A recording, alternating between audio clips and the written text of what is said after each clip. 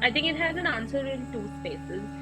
One is how my own relationship with food completely changed. I think in the pandemic, I'll be very honest, there was this phase where so I'd lost both my grandmothers in like 2016, 17. I was very close to both of my grandmoms. And I didn't grow up with the most typical grandmothers who cook and feed you all the time. My grandmothers were both these career women, like both were professors, and uh, we spent only holidays with them. And but my dadi, right, my paternal grandmother, barely cooked. Okay, she cooked like I think four things, and one of them was this thing in UP which we call tehri. It's a version of pulao. I think I spent a good chunk of 2018 trying to just perfect that recipe, okay, in her memory. And trying to perfect that recipe meant me eating so much basmati rice.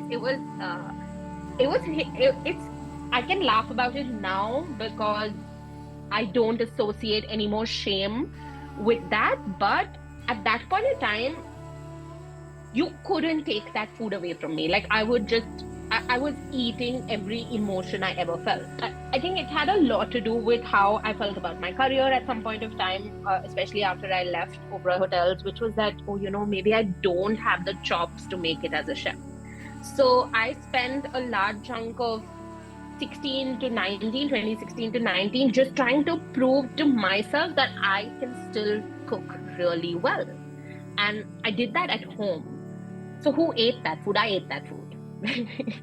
So, but in 2020, what changed for me personally was this.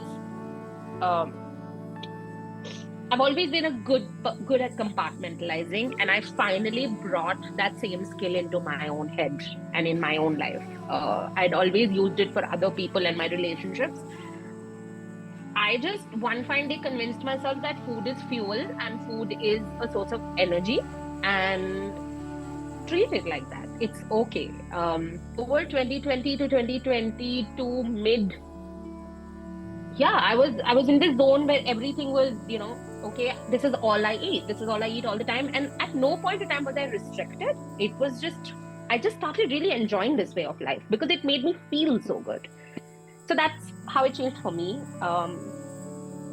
And now with clients or with family and friends, I still get to feed people, and that's why I've kind of kept the whole chef side of me alive at one space.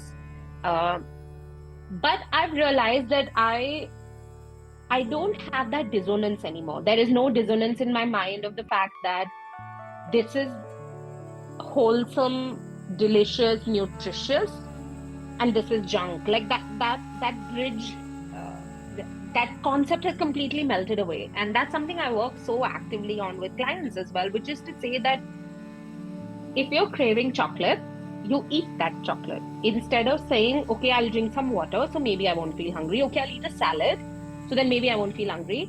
By the end of it, you drink that water, you eat that salad, and then you still eat chocolate, and now you're feeling so shit, so you eat the whole bar of chocolate.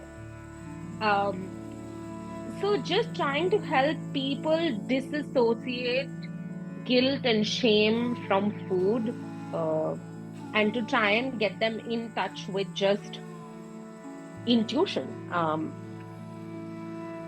Babies are the most intuitive eaters ever. We lose our intuition with food as we grow older.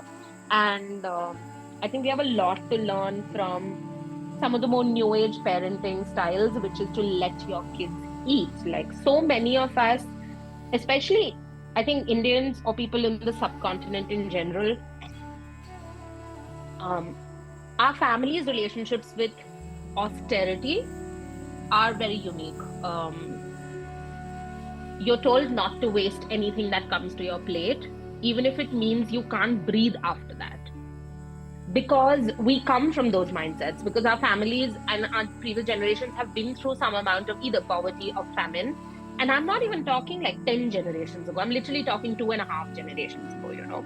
And so we either come from that mindset, or I think a lot of our own parents' generation, um, feed people because they don't know how else to express it. how do you express love? You just keep feeding someone like.